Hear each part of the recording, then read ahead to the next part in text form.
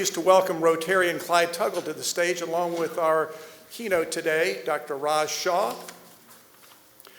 And I will say, too, that about a little bit after 1 o'clock, we'll be opening it up to questions and answers. So begin thinking about your questions now. We have a mic right over here. Thank you, President John, and welcome, Raj, to Atlanta Rotary. I will say this in a very unbiased way, that this is the finest Rotary Club in the world, and we're honored to have you here with us today. Thank you. Before I start, I just want to make one quick note, and I want to recognize my old friend Al Brand, and I'm so glad we are remembering him today. And I think back, Al and I wandered around rural Russia together when I was the president of our Russia, Ukraine, Belarus business, looking at neonatal clinics, and I was very proud that Coca-Cola had played a role in sort of helping his work there. So Al represented the very best in terms of what Rotary is. By way of introduction, I also want to say that we've known each other for a while. I first ran into Dr. Shah must have been about 2010 or so, and I was running the global public affairs function at Coke. We were trying to figure out how to get clean drinking water to rural parts of Africa. We were also trying to crack the code on the distribution of vaccines, and specifically as it related to the HIV and AIDS epidemic. And this idea of, can you take a Coca-Cola delivery truck and put drugs on it? We struggled with that one.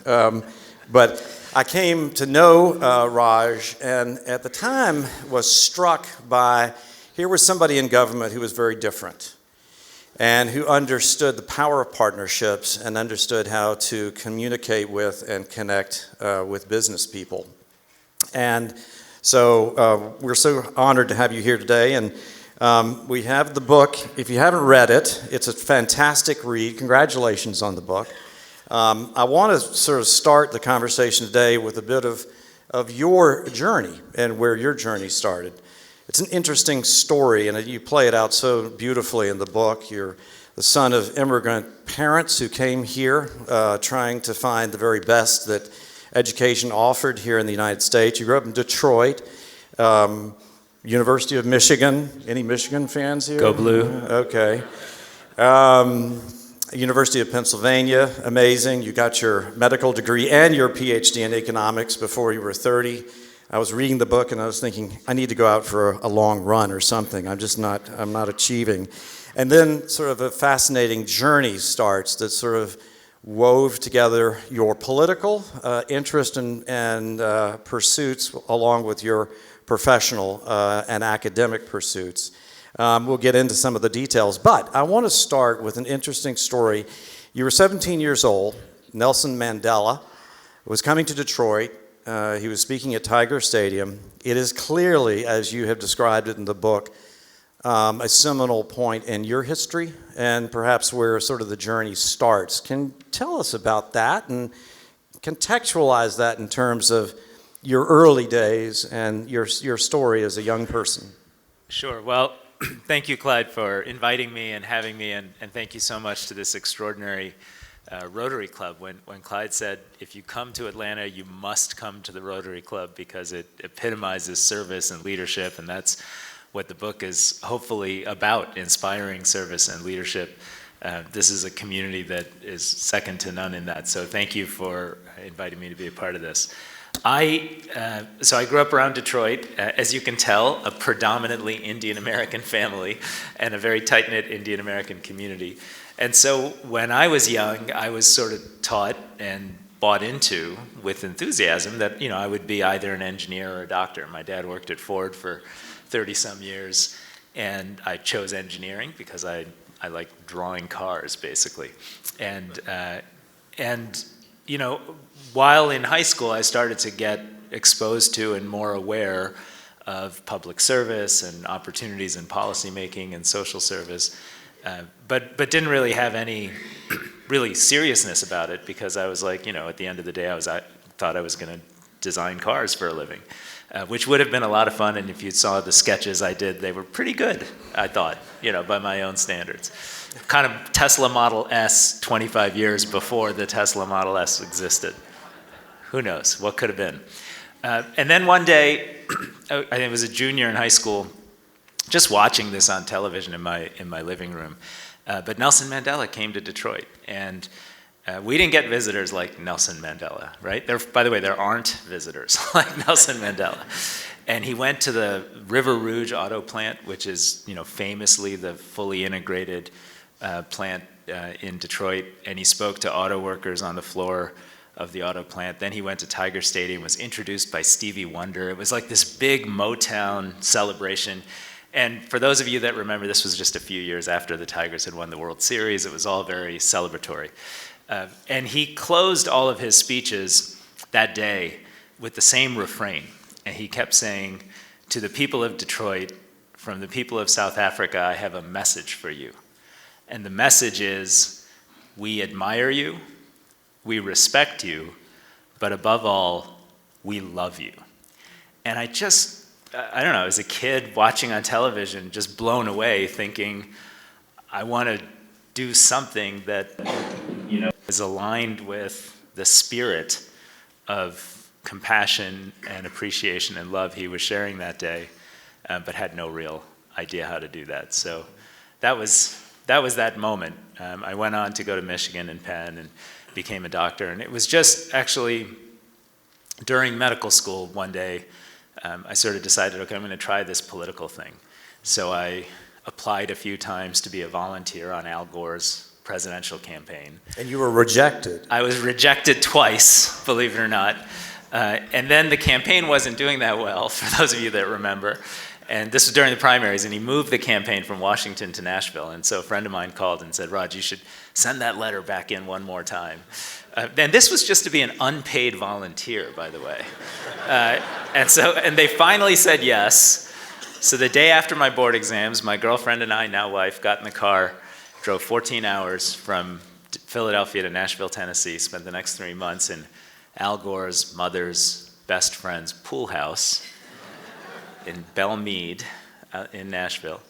And then the rest sort of unfolded from there. We didn't win that campaign in a highly contested counting of votes. I won't get into it any further than that. And I was... Okay, that is off limit during the Q&A. I was unemployed for a while and then ended up at the Bill and Melinda Gates Foundation, where Dr. Helene Gayle was already there as an extraordinary public health leader, and I sort of joined as an intern and started from there. But in your book, you describe the meeting, one of the early meetings, maybe it was your first meeting. You're, 29 years old, with Bill Gates. You describe him as rocking back and forth a lot in his chair. But this was really what got you started, right, in terms of getting your foot in the door as it related to these big humanitarian public health related issues. Tell us a little bit about your experience there and how that was sort of a stepping stone, a springboard to then your government service. Sure. Well, I wrote the book, Big Bets, because I really learned from Helene and Bill and Melinda Gates, and there was an amazing group of leaders, Sylvia Matthews, now Sylvia Burwell, Patty Stonecipher, a small group of leaders at the Gates Foundation, a theory of change, of social impact that I have called Big Bets, but it's not mine by any stretch of the imagination. And it started with an effort when Bill and Melinda Gates first started their philanthropy. They had read an article that said, 600,000 kids in 1 year were going to die of rotavirus vaccine. And at the time, Merck was about to roll out a rotavirus vaccine, but only in the United States. And none of those deaths, of course, were in America. Those deaths were in lower income and resource poor countries. And it occurred to them passionately that it was just wrong to be rolling out a vaccine and making it only accessible in the country where kids were not dying of that disease, while 600,000 kids worldwide were dying with no access. And they took that simple observation, made a tremendous, at the time, $750 million investment to create this global vaccine alliance, brought a number of real experts and one intern to the table to sort of figure out what to do. And the first chapter of the book is called Ask a Simple Question, because Bill would pull us into this conference room and just hammer away, what would it take to vaccinate a single child? And some of the best experts in the world would say, well, you can't really think of it that way. It's too complex. This is Atlanta. CDC is here. I mean, you know how hard it is to answer that kind of a question. You need human resources and road infrastructure and cold chain and refrigeration. But it wasn't until we could actually define what it might cost to vaccinate a child that you could then multiply that by the 104 million kids that were born every year, really understand how to reach roughly the half of that birth cohort that was not getting appropriate vaccination, and set out on a path to kind of solve that at scale. And if you had asked me what philanthropy was prior to that experience, I would have thought, okay, someone like the Gateses, who are super, wealthy and well-resourced, would give their money, hundreds of millions maybe, to UNICEF, and they would go and vaccinate more kids until that money runs out. But instead of that mindset, they sort of said, this is the first step on a journey. And the journey is making sure every single child on this planet is vaccinated with every vaccine that could save their life over time. And we failed at some things, we succeeded at some things. But 20 years later, you can look back and 980 million kids have been vaccinated and 16 million child lives have been saved. And so that mindset, that mindset is what I call a big bet mindset. And then I tried to sort of describe the application of that way of thinking to a number of other efforts to fight pandemics around the world and at home, to address food insecurity, and to tackle some of the other social challenges we face. And I love the way you structured the book, because these are sort of lessons you've learned, but in some ways they're a playbook, a kind of a guide to how do we make big bets in our lives. And the way you have woven these sort of thoughts about how to make big bets into your own life is interesting. I love the chapter entitled Keep Experimenting. I love this. And there you document the Ebola outbreak in West Africa. That was, I think, 2014. And you talk about the need for unconventional means of addressing a crisis. And in this case, it was about deploying U.S. military troops and assets for a non-military mission. And really, in some ways, putting the men and women in uniform in as much of harm's way as if they were going into combat.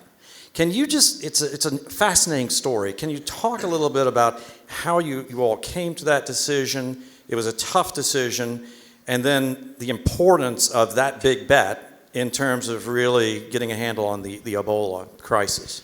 Sure. Well, I'd have to transport you back to 2014, because the summer of 2014, the mortality rate from Ebola in West Africa and in Liberia in particular was 70%. So 7 out of 10 people infected were dying, and you'll remember visual images of younger people dying literally in the streets and bleeding to death in a horrific hemorrhagic fever. And during that 8-week window of time from sort of mid-June onward, almost 50% of the Liberian healthcare workforce perished because there was really not enough ability to protect people. There's only one group, really, Médecins Sans Frontières, that had the ability to protect their staff with effective protective equipment and protocols. And so most humanitarian partners were not able to surge into the area and really mount a strong response. The healthcare system there wasn't able to do so. And when we talked to experts and talked to all of the usual partners, I was running USAID at the time, it became apparent that we would only be able to mount a response if we could build enough infrastructure so that if first responders were infected, they could get extraordinary care and support.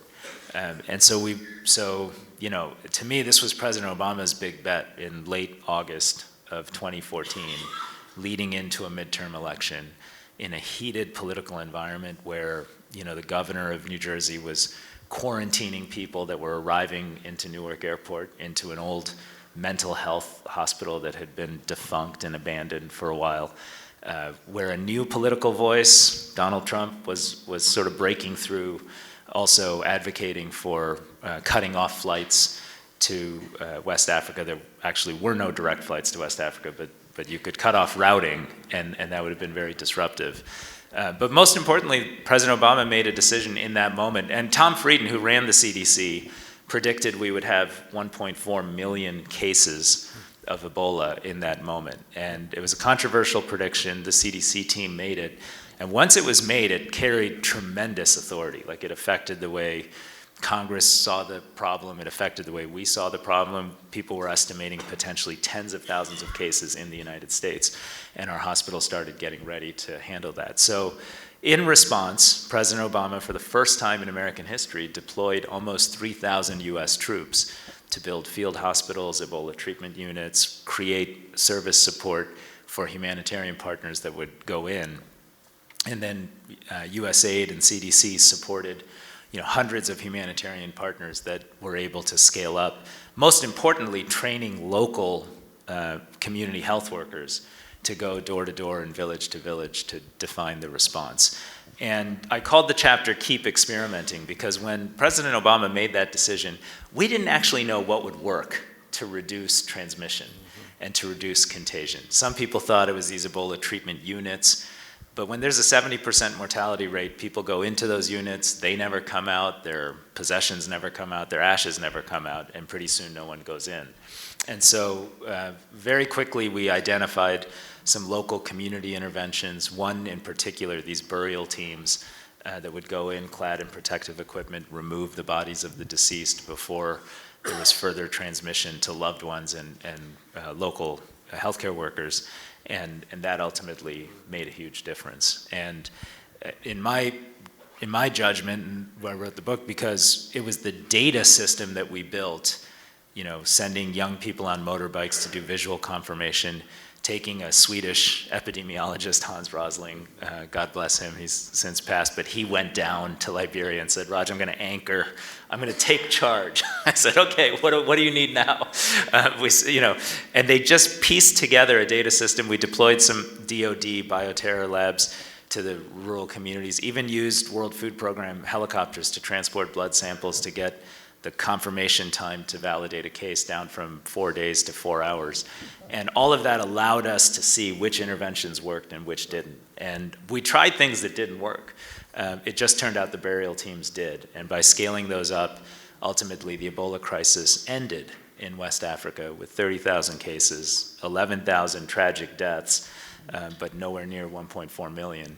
And there were 2 cases in the United States and no transmission on American soil. It was amazing, as you recount the story in your book, about actually how fast it came down once you'd figured out what was the playbook to try to contain it, right?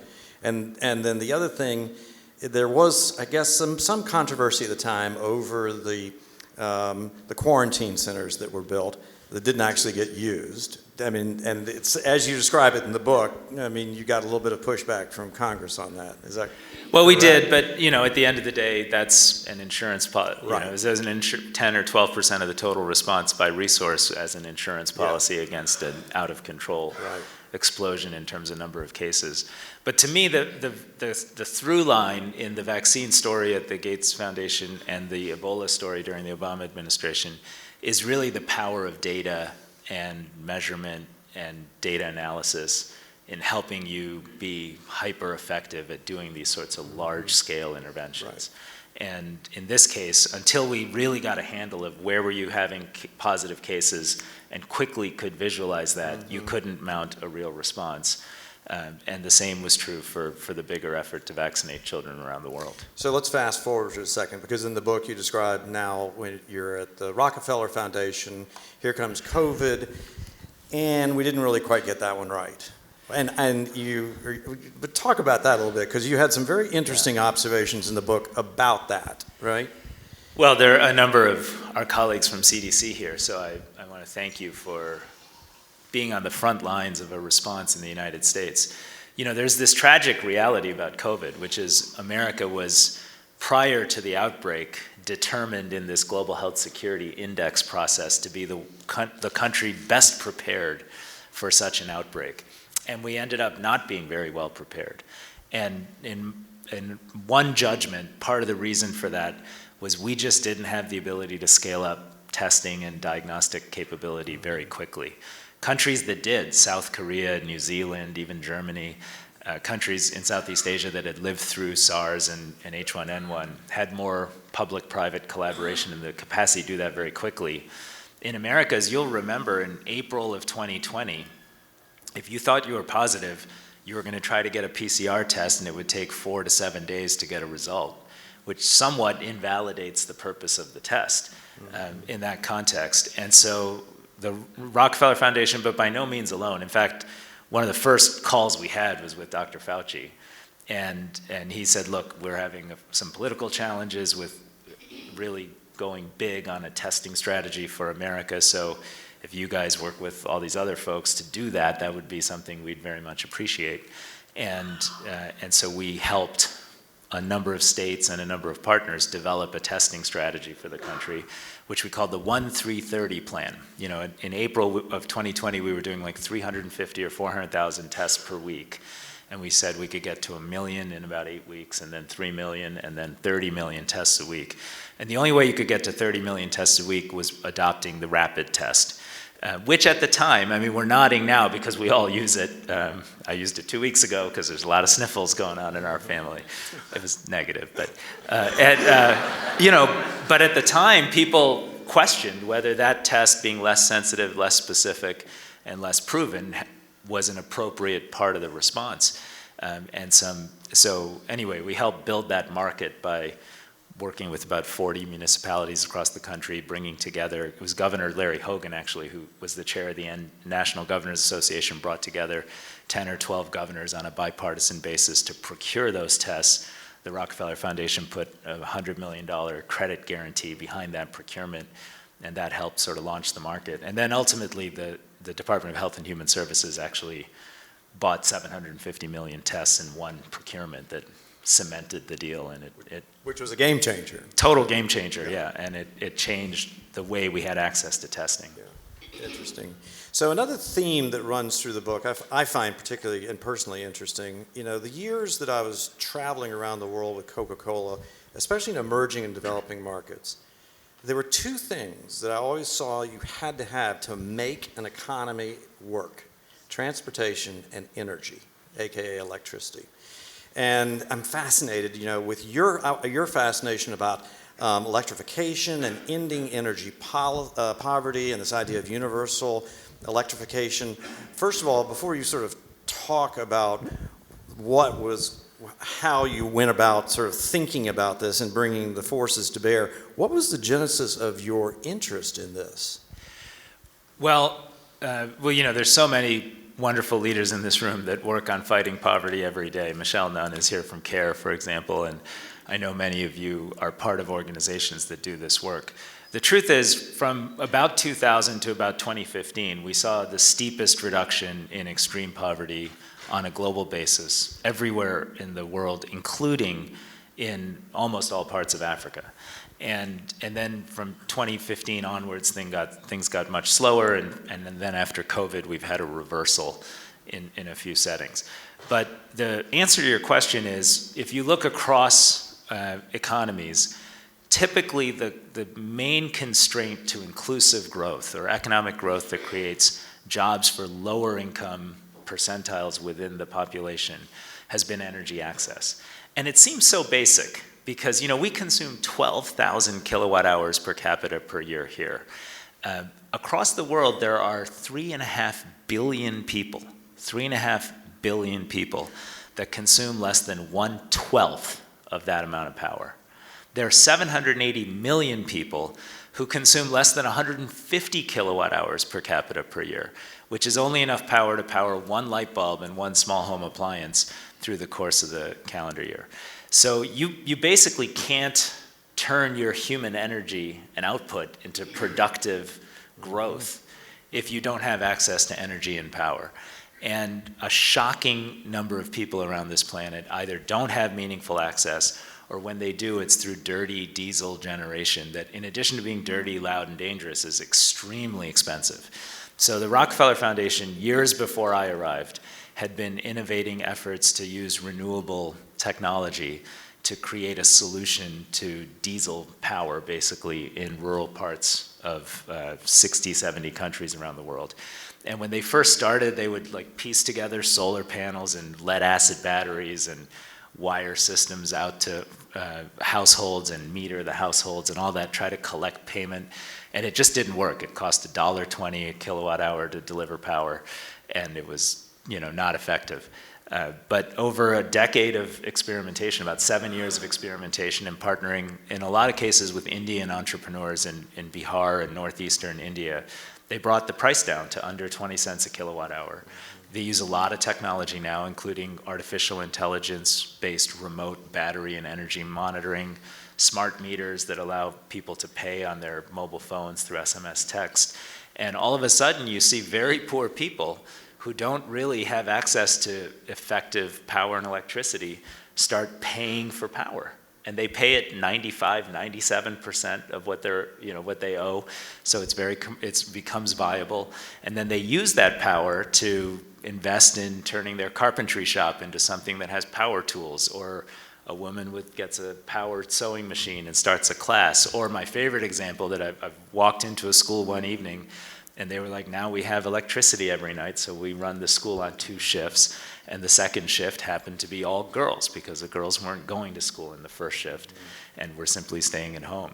And it's those types of things, girls' education, opportunity for women to earn incomes through whatever their businesses are, and the ability to make agriculture more productive in these communities that create positive growth and job creation. And so it's our thesis that if we're going to reverse the tide on poverty reduction at scale, we should harness this renewable energy technology revolution at real scale. So we built a collaboration with the IKEA Foundation, the Bezos Earth Fund, and a group of multilateral banks, raised $11 or $12 billion. We're now invested in projects in 22 countries that will reach 77 million people with renewable electrification.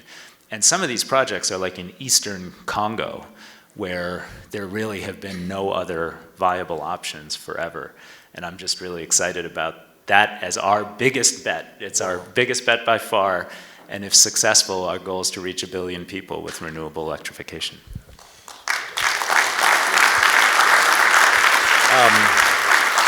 We'll open things up for questions. So there's the microphones, you know the drill. So come forward.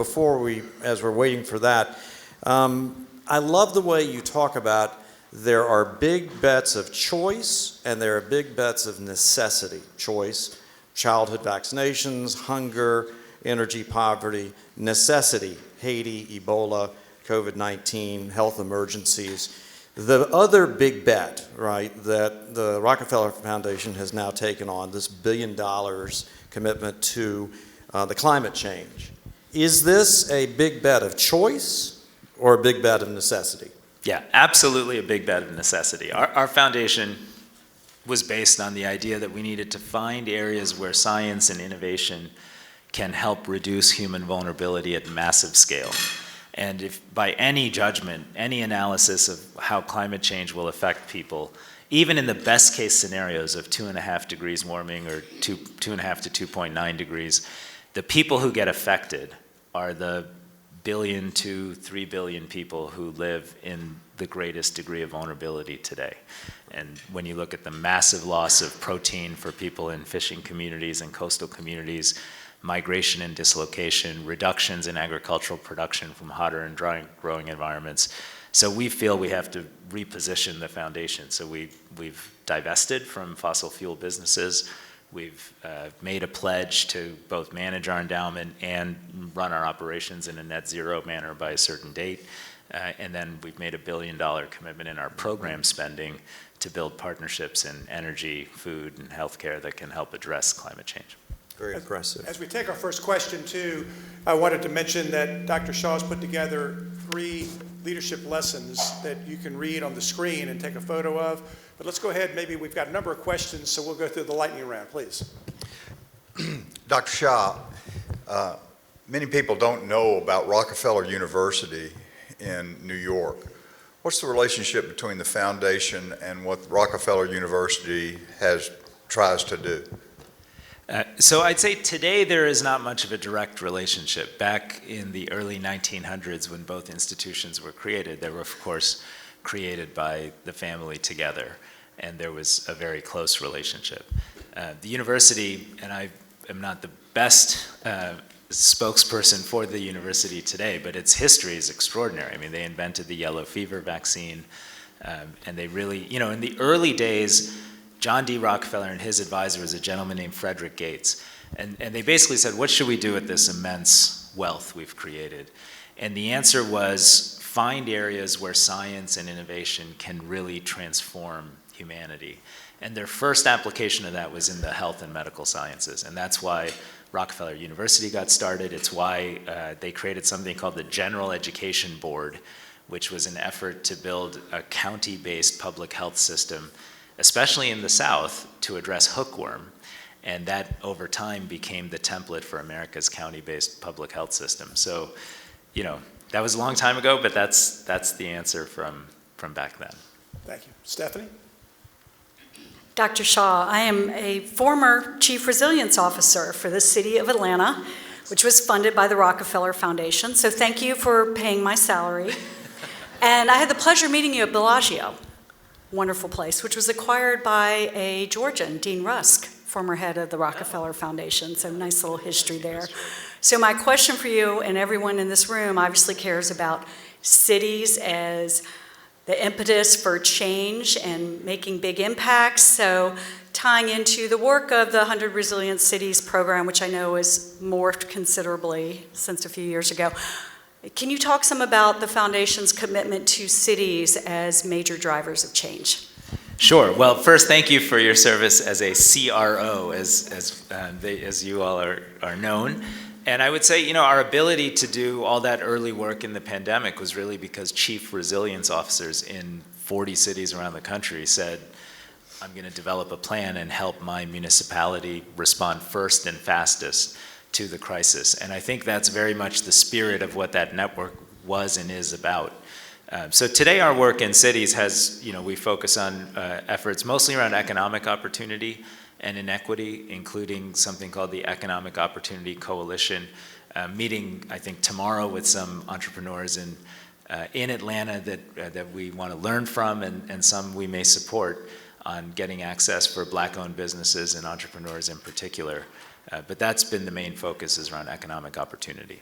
I think we have time for 2 more questions in our lightning round. Dr. Shaw, that means short answers, so thank you very much. Short question. Thank you, Dr. Shah, for being with us. You've touched on some of the principles of effective altruism that some of us are reading about, and maybe it's a buzz term. Can you share a little bit about your definition and if it's impacting how Rockefeller looks at the world and how you decide what projects to take on? Sure. Well, effective altruism has a set of people and a set of ideas underpinning it that folks debate. So I won't get into the words effective altruism because it means so many different things to so many different people, especially after recent events. But I would just say our approach, grounded in what I tried to discuss in the book, is really focusing on these 3 core efforts that are called leadership lessons that are up on the board. It's like we see philanthropy as the opportunity to be society's risk capital. So finding innovations and taking the risk to develop new solutions like those solar mini grids I described in India is something I think we would do.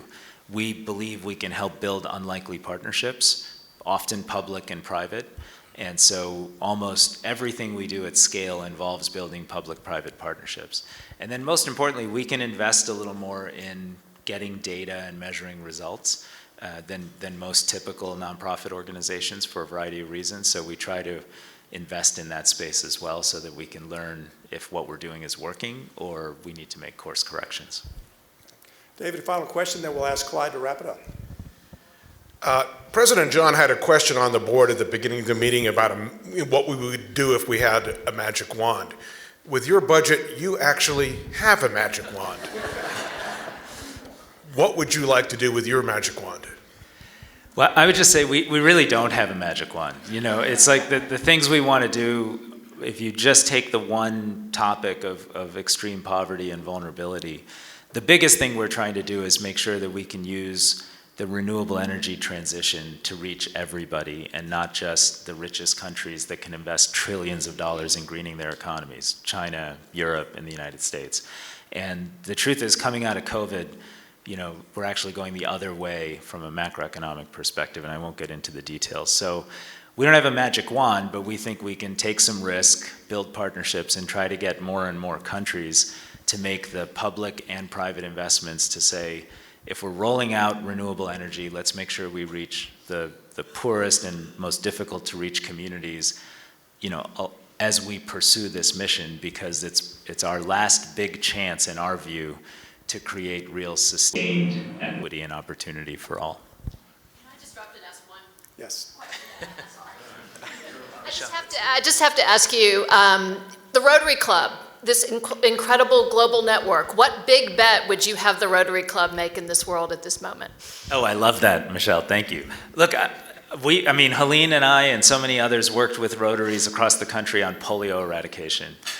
I think that, I'll keep coming back to the same thing and just be super consistent. I actually think if you could be involved in these kinds of projects that bring power, electricity, opportunity, renewable electrification. Today we live in a digital world. If you can't plug into that digital world, no matter where you are, you could live in Kabul, you could live in Goma, you could live in Honduras. You can't be part of a global economy and have hope and opportunity. And so if you could mobilize Rotarians the way you did for polio to end energy poverty, you've already changed the world so many times over. The polio work you all did was just absolutely extraordinary. And I'd love to see a big push like that on ending energy poverty. Clyde, bring us home. And as you do that, I will ask all the Rotarians here to remember our upcoming meetings with Andrew Young on February 12th, no meeting on the 19th, and a meeting on the 26th, Heart of the Champion, Leadership Lessons in Sports, Business, and Beyond. Clyde. I just want to say thank you, Raj. Yours has been a life of working on big bets. And I think on behalf of all of the men and women here in this room, who I think represent the very best of Atlanta, we just want to thank you for that. And knowing that the best, biggest bets are still to come. You close your book with a clarion call for all of us, individually and collectively, to embrace the power of the big bet mindset and to be optimistic. I think that's really, this book is mostly about, you get to the end of it and there's a sense of optimism about the challenges that we face, which are huge. And so for that, we are all grateful for you and your work, and the best is yet to come. And thank you for being here. Thank you.